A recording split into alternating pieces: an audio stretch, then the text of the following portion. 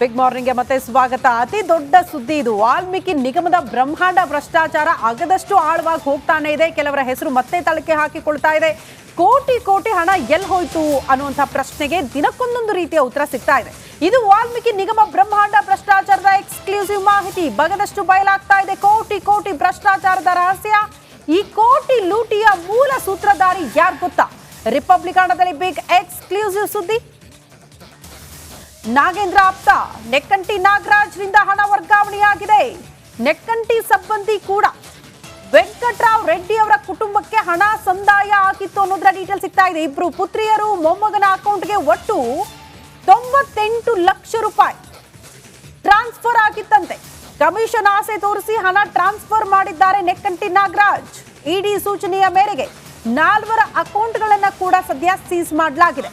ಕರ್ನಾಟಕ ಗ್ರಾಮೀಣ ಬ್ಯಾಂಕ್ನಲ್ಲಿರುವ ಅಕೌಂಟ್ ಸದ್ಯ ಸೀಸ್ ಆಗಿದೆ. ಮಾರ್ಚ್ 8ರಂದು 4 ಅಕೌಂಟ್ಗೆ ಈ 98 ಲಕ್ಷ ರೂಪಾಯಿ ಹಣ ವರ್ಗಾವಣೆಯಾಗಿತ್ತು. ಜಮೆ ಆಗಿರುವ ಬಗ್ಗೆ ಕೂಡ ಪಾಸ್ಬುಕ್ನಲ್ಲಿ ಉಲ್ಲೇಖ ಆಗಿದೆ. ಕಮಿಷನ್ ಆಸೆ ತೋರಿಸಿ ಹಣ ಟ್ರಾನ್ಸ್ಫರ್ ಮಾಡಿದ್ರು ಅನ್ನುವಂತಹ ವಿಚಾರ ಇಡಿ ತನಿಖೆಯಿಂದ ಬೆಳಕಿಗೆ ಬಂದಿದೆ. ಬಟ್ ಎಲ್ಲ ಅಕೌಂಟ್ಗಳು ಕೂಡ ಈಗ ಸೀಸ್ ಆಗಿದೆ.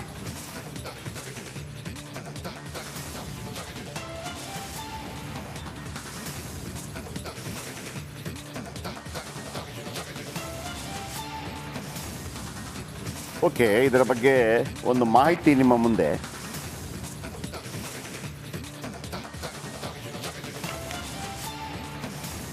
ನೋಡಿ, ಫುಲ್ ಫ್ರೇಮ್ ತಗೊಳ್ಳಿ.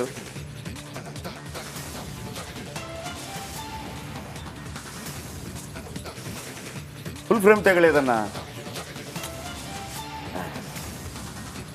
ಅಲ್ಲ,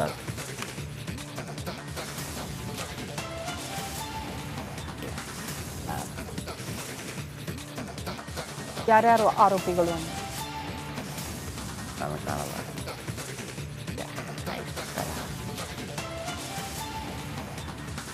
ನೋಡಿ, ನೆಕ್ಕಂಟಿ ನಾಗರಾಜಿಂದ ಯಾರ್ಯಾರಿಗೆಲ್ಲ ವೆಂಕಟರಾವ್ ರೆಡ್ಡಿಗೆ 12 ಲಕ್ಷ ಹೋಗುತ್ತೆ. ಆಮೇಲೆ ಲಕ್ಸಂಪಾನಿ ಲಕ್ಷ್ಮಿಗೆ 25 ಲಕ್ಷ ಹೋಗುತ್ತೆ. ರತ್ನಕುಮಾರ್ಗೆ 25 ಲಕ್ಷ ಹೋಗುತ್ತೆ. ಸುನಿಲ್ಗೆ 36 ಲಕ್ಷ ಹೋಗುತ್ತೆ. ನಾಗೇಂದ್ರ ಆಪ್ತನ ಅಕೌಂಟಿಂದ ಹಣ ವರ್ಗಾವಣೆ, ನೆಕ್ಕಂಟಿ ನಾಗರಾಜ್ ಅಕೌಂಟಿಂದಲೇ ಯಾವ ರೀತಿ ಹಣ ವರ್ಗಾವಣೆ ಆಗುತ್ತೆ. ವೆಂಕಟರಾವ್ ರೆಡ್ಡಿ ಹಾಗೂ ಆತನ ಕುಟುಂಬಕ್ಕೆ ಲಕ್ಷ ನೆಕ್ಕಂಟಿ ನಾಗರಾಜ್ ಸಂಬಂಧಿಯಾಗಿರುವ ವೆಂಕಟರಾವ್, ಆನಂತರ ವೆಂಕಟರಾವ್ ಪುತ್ರರು ಹಾಗೂ ಮೊಮ್ಮಗನಿಗೆ ಹಣ. ವೆಂಕಟರಾವ್ ರೆಡ್ಡಿ ಪುತ್ರರಾದ ಲಕ್ಕನ್ಸಾನಿ ಲಕ್ಷ್ಮಿ, ರತ್ನಕುಮಾರಿ, ಮೊಮ್ಮಗ ಸುನಿಲ್ ಅಕೌಂಟ್ಗೆ ಹಣ. ವೆಂಕಟರಾವ್ ರೆಡ್ಡಿ ಅಕೌಂಟಿಗೆ 12 ಲಕ್ಷ, ಲಕ್ಕನ್ಸಾನಿ ಲಕ್ಷ್ಮಿ, ರತ್ನಕುಮಾರಿಗೆ ತಲಾ 25 ಲಕ್ಷ, ಒಟ್ಟು 98 ಲಕ್ಷ ಯಾವ ರೀತಿ ಹೋಗುತ್ತೆ ಇದನ್ನು ಈಗ ಬಯಲಿಗೆ ಎಳೆದಿದೆ ಇಡಿ.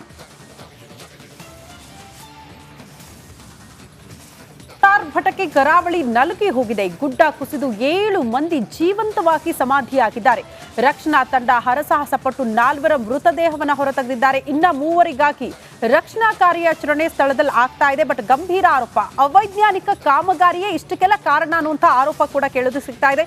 ಈ ಕುರಿತ ಒಂದು ವರದಿ ಇದೆ, ಬನ್ನಿ ನೋಡ್ಕೊಂಡು ಬರೋಣ.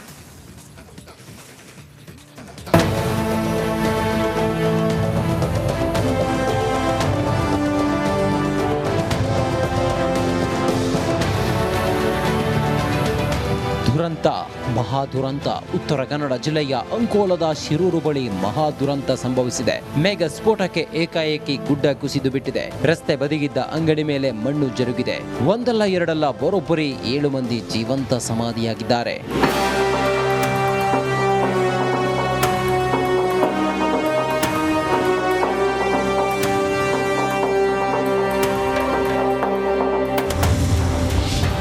ಗುಡ್ಡದಡಿ ಸಿಲುಕಿ 7 ಜನ ಜೀವಂತ ಸಮಾಧಿ.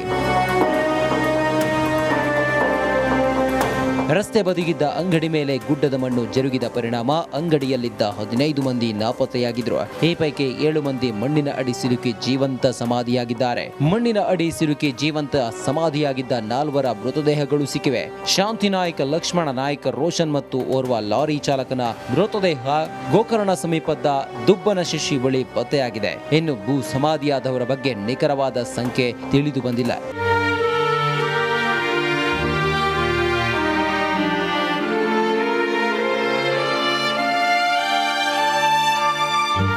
ಇನ್ನು ಮೃತದೇಹಗಳನ್ನ ಹೊರತೆಗೆಯಲು ಎನ್ಡಿಆರ್ಎಫ್, ಎಸ್ಡಿಆರ್ಎಫ್, ಪೊಲೀಸ್ ಹಾಗೂ ಅಗ್ನಿಶಾಮಕ ಸಿಬ್ಬಂದಿ ಹರಸಾಹಸ ಪಡುತ್ತಿದ್ದಾರೆ. ಆದರೆ ರಕ್ಷಣಾ ಕಾರ್ಯಕ್ಕೆ ನಿರಂತರವಾಗಿ ಸುರಿಯುತ್ತಿರೋ ಮಳೆಯೇ ಅಡ್ಡಿಯಾಗಿದೆ. ಘಟನಾ ಸ್ಥಳಕ್ಕೆ ಜಿಲ್ಲಾ ಉಸ್ತುವಾರಿ ಸಚಿವ ಮಂಕಾಳ ವೈದ್ಯ ಭೇಟಿ ನೀಡಿ ಪರಿಶೀಲನೆ ನಡೆಸಿದ್ದಾರೆ. ಈ ವೇಳೆ ಸ್ಥಳೀಯರು ರಸ್ತೆ ಕಾಮಗಾರಿಯ ಬಗ್ಗೆ ಅಸಮಾಧಾನ ವ್ಯಕ್ತಪಡಿಸಿದ್ರು.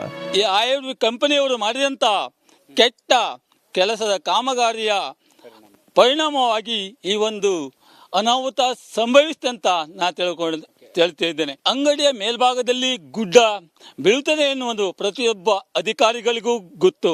ಅದೇ ದಾರಿಯಲ್ಲಿ ಪ್ರತಿಯೊಂದು ಅಧಿಕಾರಿಗಳು ನಡೆದು ಹೋಗುತ್ತಿರುವಂತಹ ಭಾಗ. ಆವತ್ತು ಅಧಿಕಾರಿಗಳಿಲ್ಲ, ಇವತ್ತು ಆತ್ಮ ಹೋದ ಮೇಲೆ ಅಧಿಕಾರಿಗಳ ಸಮೂಹ ಈ ಒಂದು ಅಂಗಡಿಯ ಹತ್ತಿರ. ಯಾಕೆ?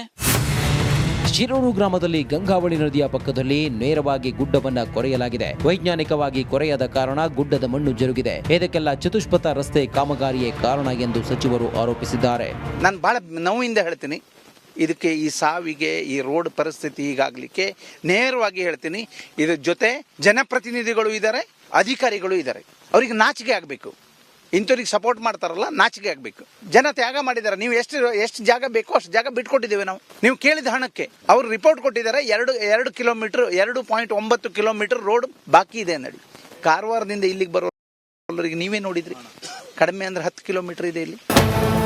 ಏನು ಗುಡ್ಡ ಕುಸಿದ ರಭಸಕ್ಕೆ ರಸ್ತೆ ಬದಿ ನಿಂತಿದ್ದ 2 ಗ್ಯಾಸ್ ಟ್ಯಾಂಕರ್ಗಳು ಗಂಗಾವಳಿ ನದಿಯ ಪಾಲಾಗಿದೆ. ಹರಿಯುವ ನದಿಯಲ್ಲಿ 2 ಗ್ಯಾಸ್ ಟ್ಯಾಂಕರ್ ಕೊಚ್ಚಿಕೊಂಡು ಹೋಗಿವೆ. ಒಂದು ವೇಳೆ ಗ್ಯಾಸ್ ಲೀಕ್ ಆದರೆ ಮತ್ತೊಂದು ದುರಂತ ಸಂಭವಿಸುವುದರಲ್ಲಿ ಯಾವುದೇ ಅನುಮಾನವಿಲ್ಲ. ಶೇಷಗಿರಿ ಮುಂಡಳ್ಳಿ, ರಿಪಬ್ಲಿಕ್ ಕನ್ನಡ, ಕಾರವಾರ.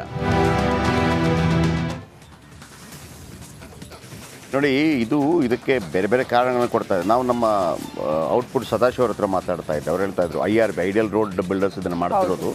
ಬೇರೆ ಅತ್ಯುತ್ತಮ ರೋಡ್ಗಳನ್ನು ಕೂಡ ಅವ್ರು ಮಾಡಿದ್ದಾರೆ, ಇಲ್ಲ ಅಂತಲ್ಲ. ಇದೇನಾಗುತ್ತೆ, ಈ ಅಲ್ಲಿಯ ಮಣ್ಣಿದೆಯಲ್ಲ ಒಂಥರ ಸ್ಪಾಂಜ್ ಥರ. ಹಾಗಿದ್ರೆ ಮೊದಲು ಬೀಳ್ತಾ ಇರಲಿಲ್ವಾ ಅಂತ ಕೇಳಿದಾಗ ಒಂದು ಮಾತು ಹೇಳ್ತಾ ಇದ್ರು. ಮೊದಲು ಮರ ಗಿಡಗಳೆಲ್ಲ ಇದ್ದಾಗ ಆ ಮರ ಗಿಡಗಳದೆಲ್ಲ ಎಲೆ ಬಿದ್ದು ನೀವು ಮಳೆ ಬಿದ್ದಾಗ ಡೈರೆಕ್ಟ್ ಮಣ್ಣಿಗೆ ಹೋಗ್ತಿರ್ಲಿಲ್ಲ. ಅದು ಇಟ್ ವಿಲ್ ಟೇಕ್ ಟೈಮ್. ಸ್ವಲ್ಪ ಟೈಮ್ ಆದ ನಂತರ ಎಲೆಗೆ ಬಿದ್ದು ಆ ನಂತರ ಹೀರ್ಕೊಂಡು. ಈಗ ಇವರು ಗುಡ್ಡ ಕಡಿತಾರೆ ಚತುಷ್ಪಥ ರಸ್ತೆಗೆ, ಸ್ಲೋಪ್ ಆಗಿ ಹಿಂಗೆ ಕಡಿದಾಗ ಏನಾಗುತ್ತೆ, ಡೈರೆಕ್ಟ್ ಮಣ್ಣಿಗೆ ಮಳೆ ನೀರು ಅದು ಸ್ಪಾಂಜ್ ಥರ ಬಿದ್ದೋಗ್ಬಿಡ್ತದೆ. ಬೇರೆ ಅಲ್ಲಿ ಅವಕಾಶಗಳೇ ಇಲ್ಲ. ಆಮೇಲೆ ತುಂಬ ಜಿಲ್ಲಾಧಿಕಾರಿಗಳು ಈಗ ಮೂಲೆ ಮಗಿಲನ್ನೆಲ್ಲ ಇದಾರಲ್ಲ, ಇವರೆಲ್ಲ ತುಂಬ ಅಲ್ಲಿ ಕೆಲಸ ಮಾಡಿದ್ದಾರೆ, ಭಾಳ ಪ್ರಯತ್ನ ಪಟ್ಟಿದ್ದಾರೆ. ಆಮೇಲೆ ಸಿಮೆಂಟ್ ಈ ಥರ ಹಾಕುವಂಥ ಪ್ರಯತ್ನ ಪಟ್ಟಿದ್ದಾರೆ. ಯಾವುದು ವರ್ಕೌಟ್ ಆಗಲಿಲ್ಲ. ಆಮೇಲೆ ಕೆಲವರೇನಾಯಿತು, ನಿರಂತರವಾಗಿ ಸಾಕ್ತಾ ಇದೆ. ಆಮೇಲೆ ಕುಮಟಾದಲ್ಲೂ ಕೂಡ ಅಷ್ಟೇ, ಬೈಪಾಸ್ ಮಾಡಬೇಕಾ ಮಾಡಬಾರ್ದಾ. ಆಮೇಲೆ ಕೆಲವು ಜನ ಕೋರ್ಟ್ಗೆ ಹೋದ್ರು, ಲಿಟಿಗೇಷನ್ಗೆ ಹೋದ್ರು, ನಮ್ಮ ಜಾಗ ಪರಿಹಾರ ಸಿಕ್ಕಿಲ್ಲ ಅಂತ ಹೋದರು. ಅಲ್ಲಿ ಜನರುಗಳು ಕೂಡ ಅದಕ್ಕೊಂದು ಸಪೋರ್ಟ್ ಮಾಡೋದಂಥ ರೀತಿಯಲ್ಲಿ. ಆಮೇಲೆ ಅಲ್ಲಿ ಬೀಳ್ತಾ ಇರೋ ರೀತಿ ಇದೆಯಲ್ಲ, ಅದನ್ನು ತಡೆಯೋಕ್ಕೆ ಆಗಲ್ಲ. ಆ ಮಣ್ಣೆ ಅಂಥದ್ದು. ಬೇರೆದೇ ರೀತಿಯಲ್ಲಿ ಆಲೋಚನೆ ಮಾಡಬೇಕಾಗುತ್ತೆ, ದೊಡ್ಡ ಮಟ್ಟದಲ್ಲಿ ಆಲೋಚನೆ ಮಾಡಬೇಕಾಗಿಲ್ಲ. ಇಲ್ಲದಾದ್ರೆ ಆ ಪ್ರಾಬ್ಲಮ್ನ ಸಾಲ್ವ್ ಮಾಡೋಕ್ಕಾಗಲ್ಲ. ಯಾಕಂದರೆ ಈಗ ಯಾಕೆ ಬರ್ತಾ ಅಂದರೆ ಅದೇ ನಾನು ಹೇಳಿದ್ನಲ್ಲ, ನೀವು ರೋಡ್ ದೊಡ್ಡದು ಮಾಡಬೇಕು ಅಂತ ಹೇಳುವಾಗ ಗುಡ್ಡವನ್ನು ಕಡಿಬೇಕಾಗುತ್ತೆ.